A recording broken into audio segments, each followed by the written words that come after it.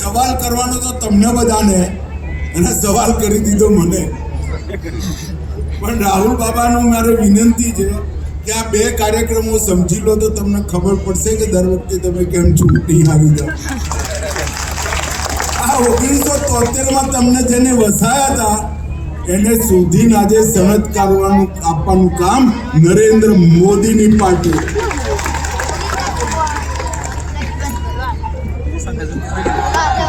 અને કોઈ મોટું આંદોલન નથી કર્યું. હું તો અહીંથી ધારાસભ્ય હતો, સંસદ સભ્ય છું. કોઈ મોટું આંદોલન નથી કર્યું. વણઝરમાં હું કેટલી વાર આવ્યો છું, પણ કોઈએ મને રોક્યો નથી. કોઈએ માગણીઓ નથી કરી. કોઈ કાનમાં કહેતું એમ બિચારું કઈ જતું રહ્યું, વોટે આપે.